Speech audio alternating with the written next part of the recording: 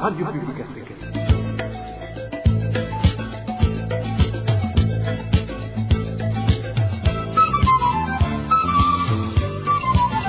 Radio Publique Africaine.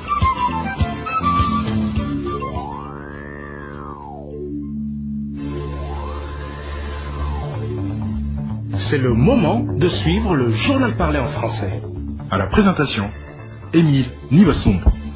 Bonsoir et bienvenue dans le journal du 10 avril 2024 et voici les principaux titres. Le parti Côte Debout alerte sur les cas d'assassinat et d'enlèvement des citoyens par les hommes en tenue policière et militaire. Il réclame des enquêtes. Vous allez suivre son président au cours du journal. Et des cautions élevées pour les candidats, des conditions difficiles pour y participer. Le projet de code électoral récemment adopté par l'Assemblée nationale préoccupe certains politiques qui voudraient participer aux prochaines élections. Les détails à suivre tout à l'heure. Et les eaux du lac Tanganyika continuent d'envahir les habitations environnantes. Nous allons également en parler. Les musulmans célèbrent aujourd'hui la fête d'Eid el-Fitr. Les détails à la fin du journal. Voilà pour les titres. Le développement, c'est tout de suite.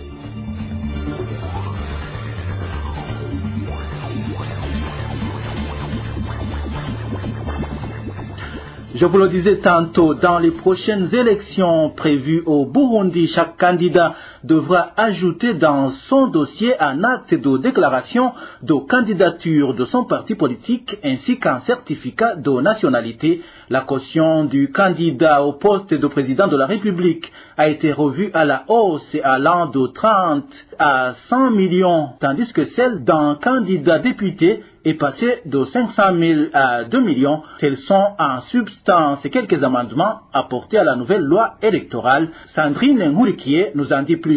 Comme stipulé dans le projet de loi organique portant modification du code électoral de 2019 qui régissait les élections de 2020, les principales innovations portées dans ce projet de loi organique sont notamment le mandat présidentiel qui est de 7 ans d'après la Constitution, alors que les autres mandats restent de 5 ans. Autre fait, la durée de la campagne électorale est ramenée à 2 semaines au lieu de 3 semaines. Dans ce nouveau projet de loi électoral, il est souligné que la coalition des partis politiques sont formées après la convocation des élections pour lesquelles elles veulent se constituer candidates. Le mandat de chef de colline ou de quartier est incompatible avec toute autre fonction à caractère public. Il est également incompatible avec la fonction d'un membre d'un organe dirigeant ou d'un parti politique ou encore coalition des partis politiques. Le même projet de loi fait savoir que dans le cadre de limiter les déclarations des candidats fantaisistes pour les élections, il est exigé une caution de 200 000 francs pour les candidats au poste de conseillers communaux et de 2 millions pour les candidats sénateurs et députés. La caution pour ces derniers était fixée respectivement à 500 000 et 400 000 dans l'ancien code électoral. Les Burundais vivant à l'étranger pourront aussi voter pour le candidat de leur circonscription électorale d'origine, y compris le candidat indépendant. Dans l'exposé des motifs, la commission politique et administrative à la Chambre basse du Parlement a signifié qu'il fallait que le code électoral soit en conformité avec la nouvelle détermination et limitation des provinces, communes, zones, collines et quartiers. C'est un projet de loi organique qui vient résoudre les difficultés rencontrées par la CENI dans la mise en application de certaines dispositions de code électoral en vigueur en tenant compte des recommandations issues de l'évaluation du processus électoral de 2020, a martelé la Commission. Ce projet de loi organique portant révision du code électoral a été élaboré en clandestinité sans concertation avec toutes les parties prenantes dans ces élections. C'est ce que déplore Léonce Ngendakumana, l'ancien président de la Chambre basse du Parlement, dénonce en même temps les dispositions et irrégularités qui privent les citoyens de leur droit de se faire élire. Suivez Léonce Ngendakumana, c'est l'ancien président de l'Assemblée nationale. À cause des avantages qui sont tirés des élections, notamment accéder à des postes de responsabilité, à des postes juteux, il y a eu confusion totale entre la démocratie multipartite et les élections. Les gestionnaires des institutions et les partis politiques, si vous voulez, ont placé les élections au-dessus de la démocratie multipartite, alors que la démocratie multipartite peut durer 50 à 100 ans. pour organiser l'ensemble des institutions du pays et des corps de l'État, l'économie du pays. Les élections présidentielles durent une journée, législatives une journée, au niveau communal une journée, au niveau colline une journée. C'est 4 jours. Comment est-ce qu'on peut placer une activité qui dure 4 jours par rapport à un processus qui peut durer 50 à 60 ans? C'est inimaginable, c'est un paradoxe, c'est même incompréhensible. Mais parce que les élections donnent accès à des postes de responsabilité. Et ces postes permettent de s'enrichir à certains de manière rapide, de manière illicite et rapide. Voilà, on s'enrichit, on devient riche, et ces soi-disant élus, ou ces soi-disant nommés, oublient que cet argent qu'ils sont en train de gaspiller provient de la sueur du front du citoyen burundais, qui travaille toute une journée, tout un mois, l'année, plusieurs années, sans contrepartie. Alors que eux, quand ils accèdent à ces postes, après 6 mois, ils sont devenus plus puissants que l'État lui-même. Nous ne parlerons pas de ces citoyens qui deviennent des sujets, des subalternes. Alors que ce sont eux, ces citoyens-là sont la source du pouvoir. En dehors de toute limitation, il faut que le cadre légal des élections soit un cadre transparent. J'ai dit les composantes de ce cadre, l'accord d'Arusha, la Constitution, les différentes lois électorales sur les partis politiques, c'est la Cour constitutionnelle, les différents décrets du chef de l'État qui mettent en place la commission, ses démembrements, qui organisent les opérations électorales jusqu'à la proclamation. Il faut que l'ensemble de tout cela soit clair, soit transparent et porté à la connaissance de l'opinion nationale et internationale, particulièrement celles qui compétitionnent les partis politiques. Il faut que les médias sachent ça, il faut que les confessions religieuses sachent ça, soient au courant, soient informées, pour aider. Parce que les confessions religieuses sont étroitement liées à la population, ils sont régulièrement en contact avec la population, avec les citoyens. Il faut que ces confessions soient informées pour à leur tour contribuer à informer les citoyens. Pour que les élections de 2025 et 2027 ne soient pas des élections de plus.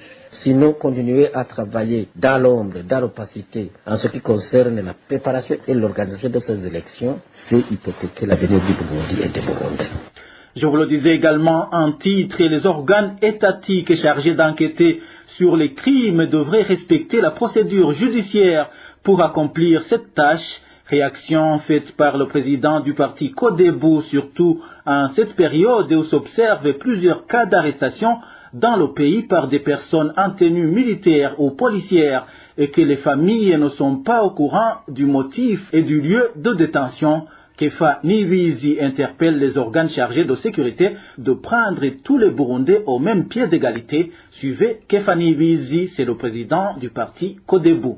Il arrive souvent que des personnes soient arrêtées par des individus non identifiés et des fois on ne parvient pas à savoir où ils se trouvent et il y a des cas où ils disparaissent définitivement. Là, il faudra rappeler que la souveraineté du Burundi appartient au peuple burundais et qu'une partie des Burundais ne peut pas s'en approprier. Cela montre que les Burundais doivent être libres et s'il y a nécessité que l'un ou l'autre soit arrêté pour des raisons d'enquête judiciaire, il faut que ça soit fait régulièrement avec un mandat d'arrêt bien précis, montrant où il va, pourquoi est-ce qu'il est arrêté. Il faut qu'il soit incarcéré dans un endroit bien connu où même sa famille puisse la visiter facilement. Et lorsqu'il arrive qu'il y a quelqu'un qui a été arrêté par des individus non clairement identifiés et qu'on ne parvient plus à le trouver, les organes de l'État ont la charge de diligenter des enquêtes et de montrer à sa famille et à la population burundaise tout entière qu'est-ce qui est arrivé pour la personne. Au cas contraire, c'est là où des soupçons commencent à naître, disant que ce sont les organes de l'État qui ont été impliqués. Et tout ce qu'on peut dire aussi, c'est que les organes de l'État, notamment ceux chargés des enquêtes de la sécurité, qui sont des organes techniques, doivent savoir qu'il faut travailler avec les Burundais dans la diversité, notamment dans un pays multipartite, parce qu'il arrive souvent que ces organes travaillent aujourd'hui avec un parti politique, demain avec un autre. Donc il faut qu'ils s'adaptent à cette neutralité politique On a déjà constaté dans le passé les conséquences des organes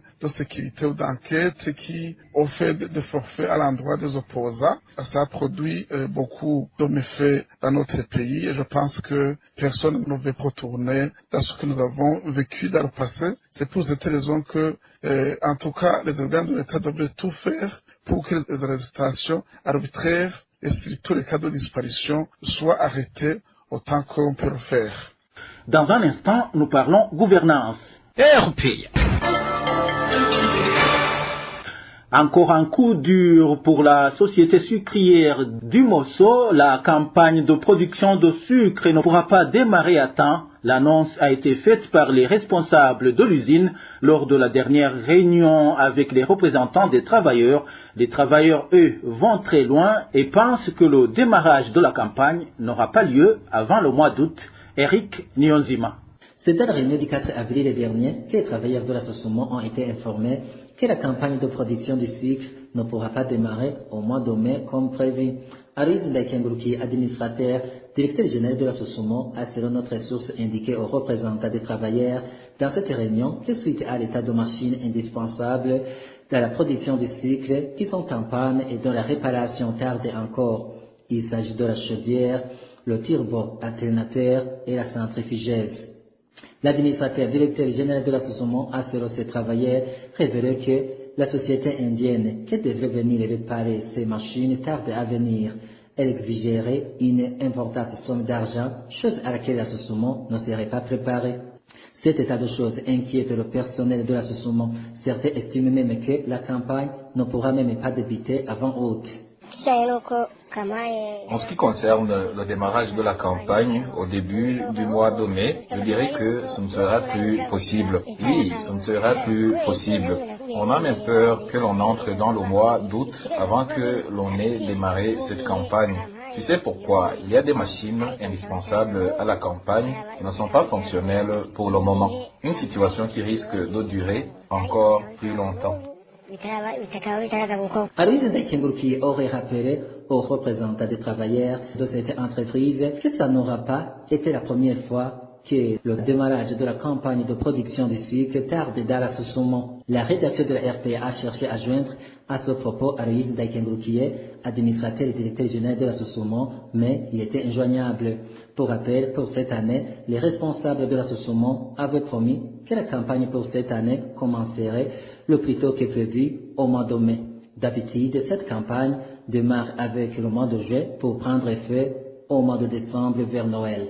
Je vous l'ai dit également en titre, la montée des eaux du lac Tanganyika continue de s'observer et les eaux se dirigent vers les ménages situés aux alentours des rives de ce lac, surtout en mairie de Bujumbura. Le point avec Danny Claire, il la trouve.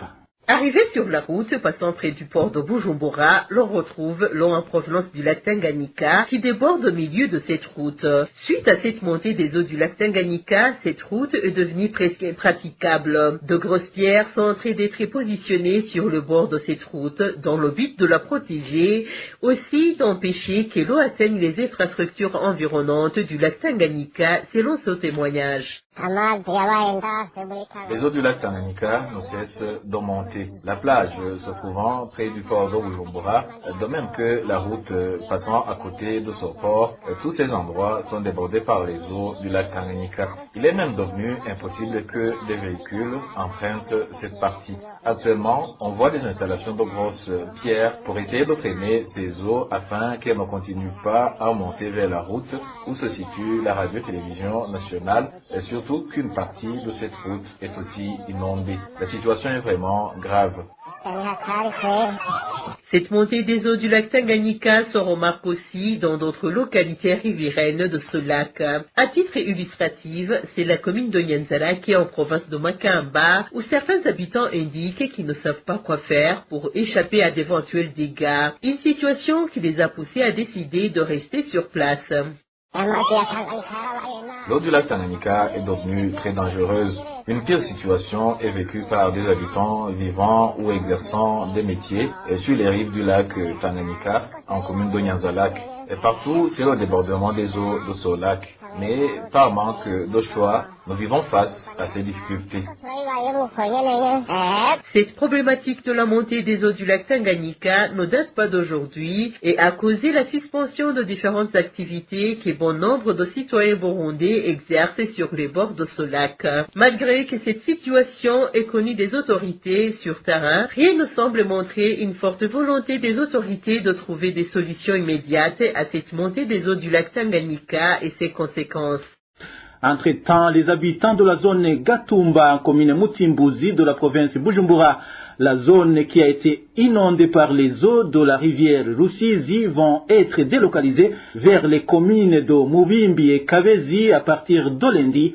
Cela a été annoncé ce mardi par le gouverneur de la province Bujumbura au cours d'une réunion tenue à l'endroit de cette population. Toutefois, ces citoyens indiquent que cette mesure est contraignante au moment où ils n'ont pas de moyens de réinstallation. Les détails avec Emmanuel Niungeko. Cette réunion visant la délocalisation des habitants de la zone de Gatumba s'est tenue dans l'après-midi de ce mardi au bureau de la dite zone située sur la colline de Gaharawe et était dirigée par Désiré Nsengiyumva, gouverneur de la province de Bujumbura. Notre source parmi ceux qui avaient répondu présents à cette réunion dit ne pas comprendre pourquoi cette autorité provinciale veut les amener dans les communes de Mubimbi et Kavezi à partir de lundi le 15 avril au lieu de juguler le problème des inondations causées par la rivière Rusizi. En général, cette réunion était centrée sur les inondations observées en zone Gatumba. Ce n'était pas une réunion tranquillisante compte tenu des problèmes vécus par les habitants de Gatumba. En principe, on dirait qu'il a organisé cette réunion comme s'il y a un autre projet qui pourra être réalisé ici à Gatumba. Ce n'est pas compréhensible de se donner de la peine de transférer déjà à Mubimbi, d'autres à Kabezi, mais ne pas prendre l'initiative de bien aménager la rivière Rusizi et ainsi l'empêcher d'infiltrer les collines de Gatumba. Ces habitants de la zone Gatumba indiquent que cette mesure est contraignante au moment où ils n'ont pas de moyens de réinstallation. La situation se présente ainsi alors qu'il y avait un projet de construction d'une digue pour empêcher la Rusizi d'envahir cette zone, mais ce projet est tombé dans les oubliettes. Notre source fait savoir que le gouverneur de Bujumbura a mentionné qu'il pourra même y avoir l'usage de la force en cas de besoin. En ce qui est de ce lieu de délocalisation, ce n'est pas à dire qu'il y a des maisons que nous allons occuper au choix, loin de là. C'est une place où chacun saura comment se débrouiller de son arrivée. Auparavant, nous avions entendu que les travaux étaient en cours de préparation et que même les moyens relatifs étaient déjà disponibles. Les experts avaient déjà donné l'orientation de la réalisation. Alors, pour affiner l'argent qui était destiné à la construction de cette digue, dire qu'il y aura l'usage du bâton pour contraindre les gens à partir de cela montre que cette réunion a pour but de nous décourager. La rédaction de la RPA n'a pas pu joindre Désiré Nsengiyumva, gouverneur de la province de Bujumbura, pour recueillir sa réaction. Rappelons que les habitants concernés par cette mesure sont ceux de Colline Kinyinya, Mushasha 1 et 2, Muyange, ainsi que ceux de Bugizo wa Rubondo. Le chef-lieu de la commune Gisozi en province Mwaro vient de faire près de 6 mois sans courant électrique. C'est suite au retard de restitution du transformateur qui a été endommagé. Les habitants de cette commune qui exercent des activités génératrices de revenus nécessitant du courant électrique en souffrent beaucoup. Le point avec Vicky Chris Ninheret. Le manque de courant électrique qui s'observe en commune Gisozi est causé par une panne d'un transformateur qui a pris feu. Notre source dans cette localité fait savoir que les citoyens qui exerçaient des activités génératrices de revenus grâce au courant électrique ne savent pas sur quel pied danser. On est presque à 6 mois de manque de courant électrique. Actuellement, parmi les citoyens de Gisozi, celui qui avait un cafétéria ne travaille plus, vu que les frigos ne peuvent pas fonctionner par manque de courant électrique. La même situation est vécue par ceux qui détenaient des salons de coiffure. Et c'est des secrétariats publics. Imaginez que même au bureau communal, les activités sont paralysées. La même source indique que les travailleurs de la régie des eaux ne sont venus qu'une seule fois pour s'inquiéter de la situation, mais aucun suivi n'a été réservé à cette problématique. La régie des zones est venue faire le constat qu'une seule fois, son manque de courage accentue la pauvreté. C'est vraiment terrible. L'administrateur de la commune Gisozi, Célestin Chimilimana, affirme aussi que presque toutes les activités sont paralysées à cause de son manque de courant électrique. Le transformateur est tombé en panne depuis plus de 3 mois. Tout cela entrave les activités au niveau de la commune, tout comme les autres activités du secteur privé.